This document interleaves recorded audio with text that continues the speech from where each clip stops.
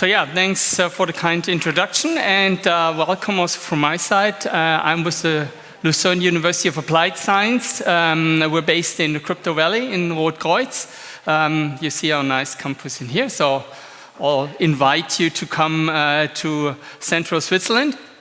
And I want to talk a little bit about DeFi, decentralized finance, and traditional finance. And these are the wrong slides, because these slides are for Sunday, for the workshop. So perhaps somebody can change this. And while we get the new slides, just a short question for me. Who of you have bought some DeFi products tokens? Wow, that's cool. Who is new to the blockchain industry? No newbies?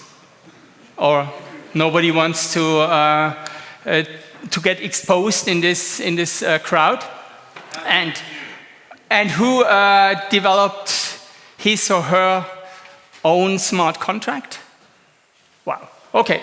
Then we can speed up the beginning when I get the slides. Yeah, while we were waiting, just a couple of words to myself. As I mentioned, I'm working for Lucerne University of Applied Science. Beside this, I'm also president of DEC Institute Association. We're offering blockchain certificates, so if you want to have a look into this, we just 2 days ago launched our collaboration with edX and also offering blockchain MUX. And I'm also involved in DDoS, which is focusing on self-sovereign identity, and tomorrow we also have a panel discussion here. So, it's always the bad thing if you have two presentations and on the same topic. So if you're interested in getting your hands a little bit dirty on this topic and also discuss with us, then I also invite you on Sunday at 12 for the workshop. There we have a more interactive topic, but yeah, so let's get started. I think if I want to go through the first slides, and what I want to present in this short presentation here is to think about risk management in DeFi. And I know risk management in DeFi is a little bit different than in traditional finance, but what I also experience is that a lot of people, when they come to DeFi, think, well, now everything is completely different, and we do things other than the old banks, the traditional finance. But I also think that we can learn a lot from how risk management is done in traditional finance. And also think about how can we use the features of blockchain, which are, I think, the most important is immutability, so that you have your ledger, and once information are there, they cannot be changed. Another feature is the distribution. So you have a distributed, a decentralized database stored on different sites. You always have to look about, even if something is distributed, could be centralized. So how is the influence of certain parties on this whole ecosystem? Another feature are smart contracts, so automation. Transparency, especially when you look at permissionless blockchains like Ethereum. Then it's always the question about, here we go. Now I can go to this slide. We already had immutability, distribution, and programmability of smart contract. So the topic of transparency, as mentioned, in permissionless environments, and pseudo-anonymity. Most people think about, well, blockchain, I'm anonymous on a blockchain. You're not. You're just behind an address, and there are a lot of companies that track those addresses. So, don't think that you, while you're behind this address and nobody knows who you are, that you're really anonymous. You're pseudonymous, like having an IBAN number. And finally, a consensus protocol, different consensus protocols, but there has to be a consensus in order to get information on the blockchain.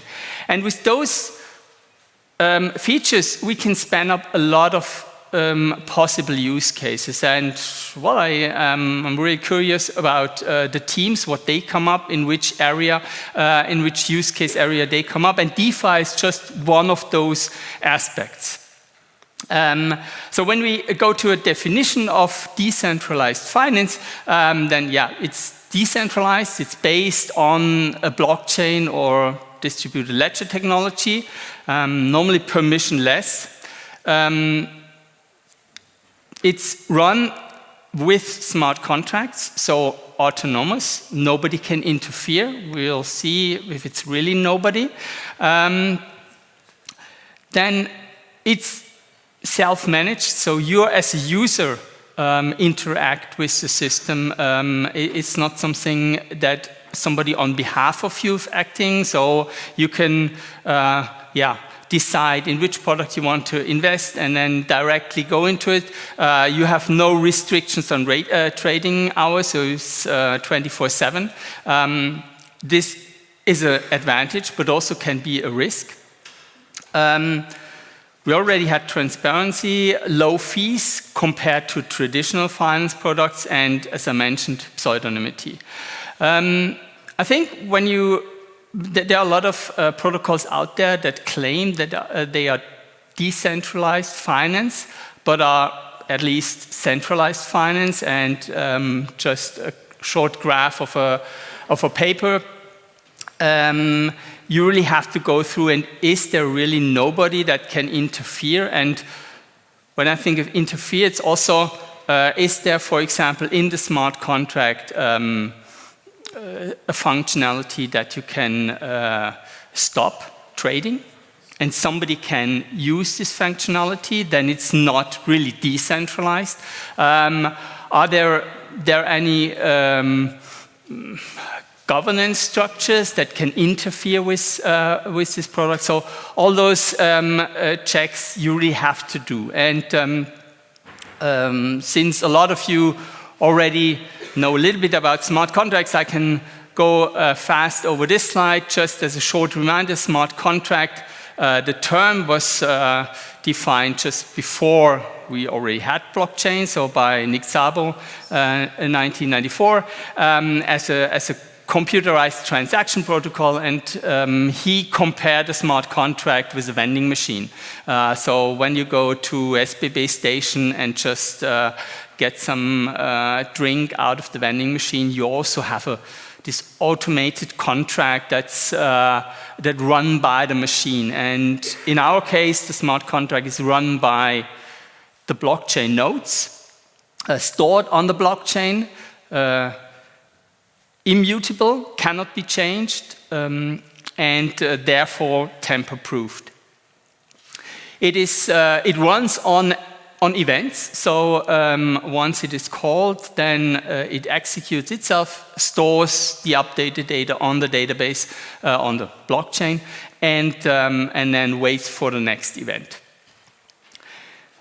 We're still in the stage that smart contracts are not legal contracts. So just as a short reminder, normally you have to have a normal contract beside if you really want to use this as a legal agreement. There are a couple of initiatives in this direction, but still in most countries it's not a real contract. And it's also not smart. But it can take custody over goods, and that's especially in the DeFi area, where we can implement a lot of different products You can go to DeFi Llama and scan through the categories. I think stablecoins are most known. Then decentralized exchanges or DEX, automated market makers. A lot of those decentralized finance products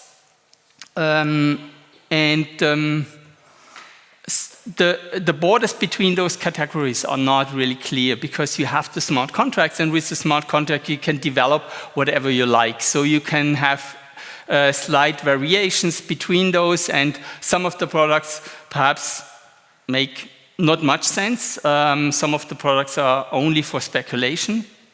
Some of the products are really useful.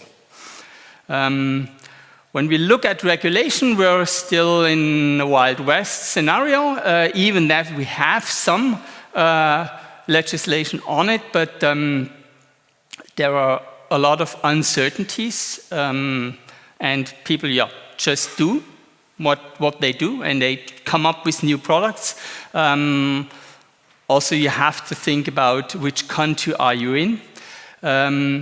At the moment, this is highly watched by the supervisors because the amount of transaction volume is rising. There is just a new report from the Financial Stability Board on decentralized finance. I can send it to you if you like.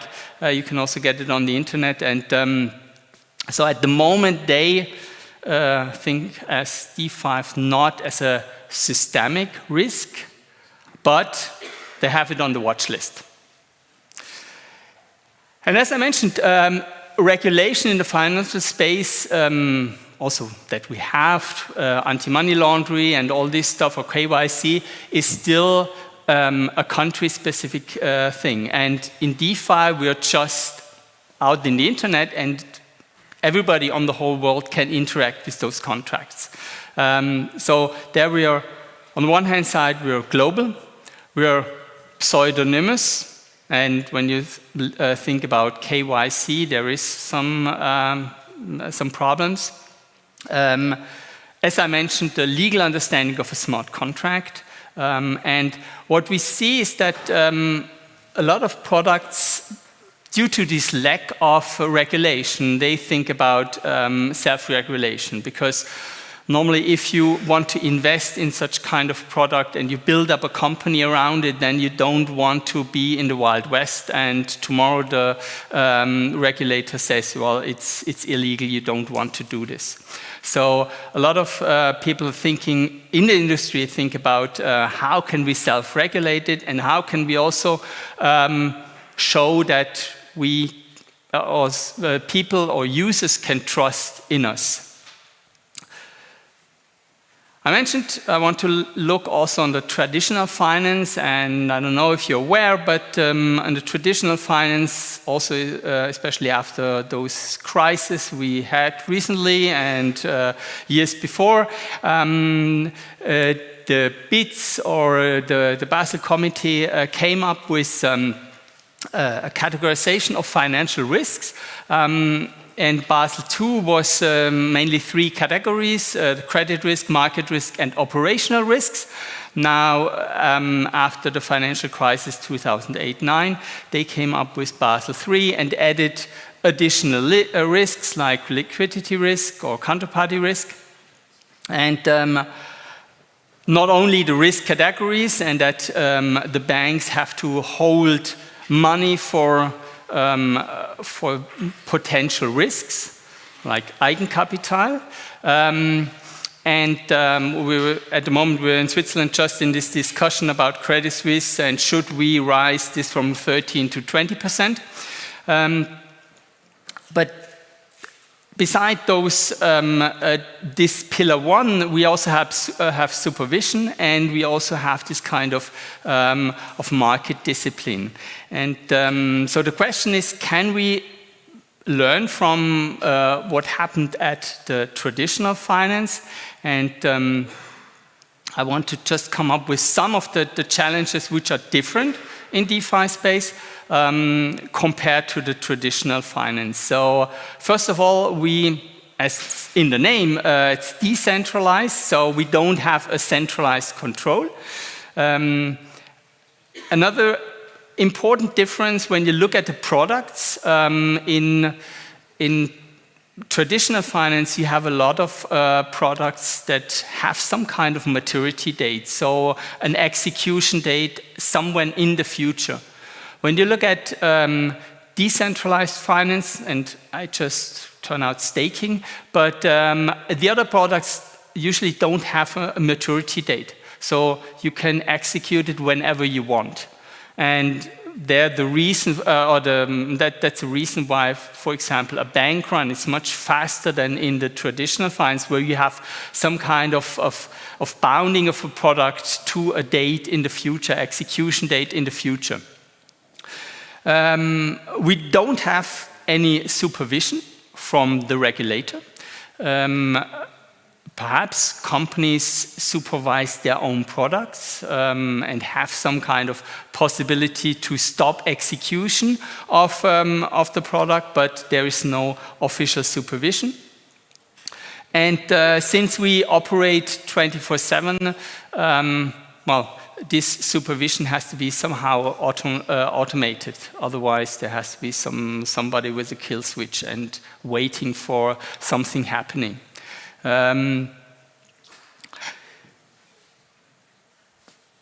We have code transparency. Yeah, we can look into the code, and that's, I think, also on one hand side a problem, because when you ask the people who deal with decentralized finance products and say, well, did you really analyze the smart contract and what happens there and what could happen? Normally people say no. Well, I read some description what this smart contract will do, and perhaps it's based on a standard ERC20 token or whatever, but I just want to invite you to have a closer look. So, for example, if you look at Tether stablecoin, which is an ERC20 stablecoin, there is a stop functionality or pause functionality. So somebody can stop trading Tether on the Ethereum network. And a lot of those smart contracts has some kind of built suspension mechanisms, and it's always the question who is able to execute those suspensions, and is it a DAO behind it, or is it one person, or is it a group of persons, and what is their financial motivation on this?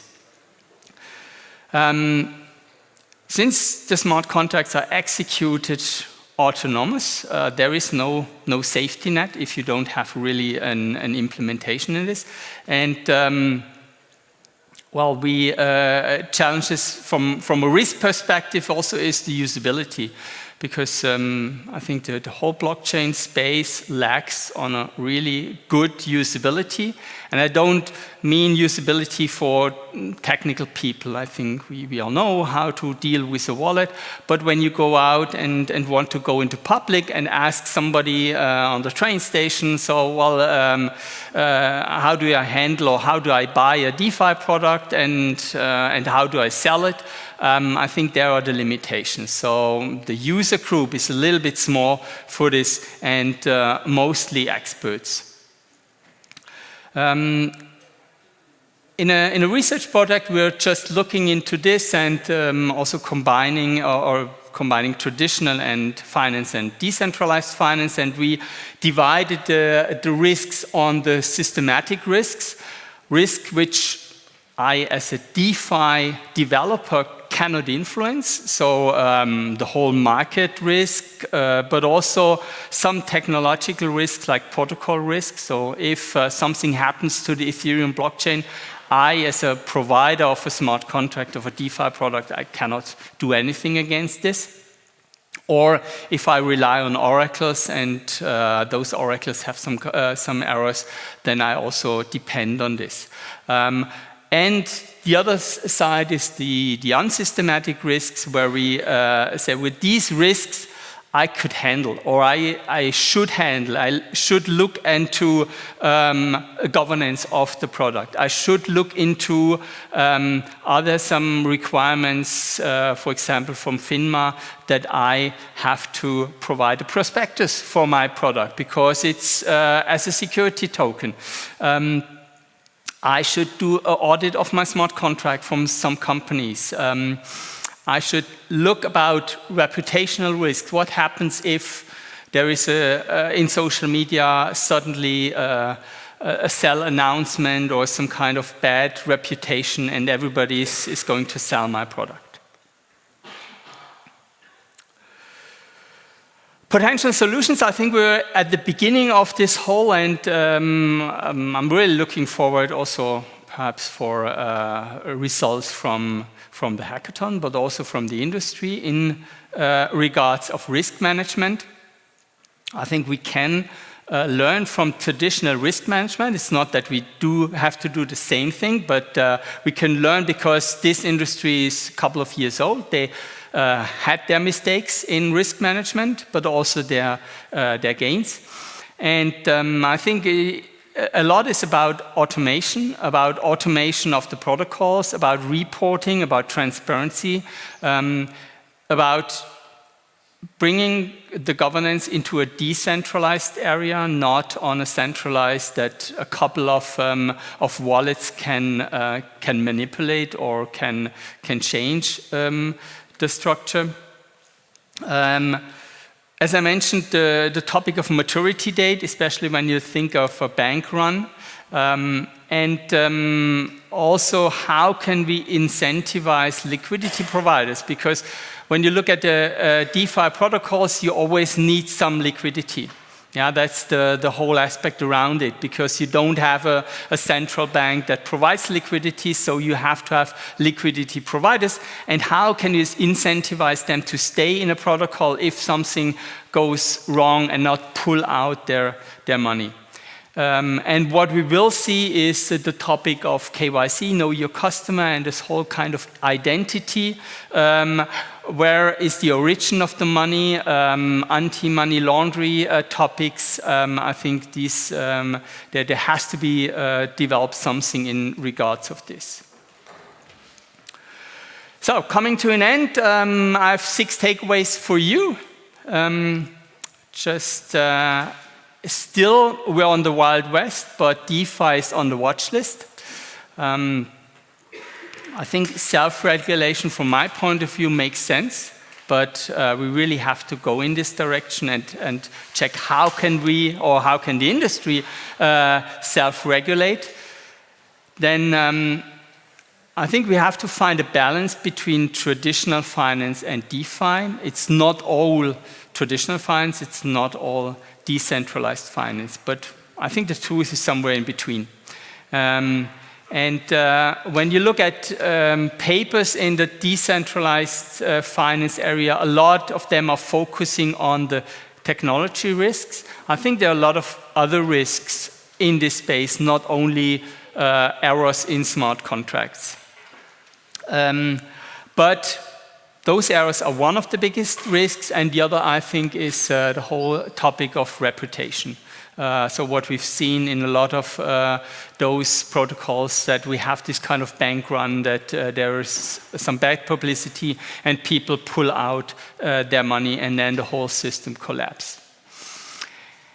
And yeah, since it's a new industry, I think it's important to get innovation in this space. I'm also looking forward to all of your solutions, and not only look at short gains or speculation, but also on a long perspective, and with this also risk management. With this, thanks for attending, and sorry for the slides, and looking forward for the break for some interesting discussions. Thanks.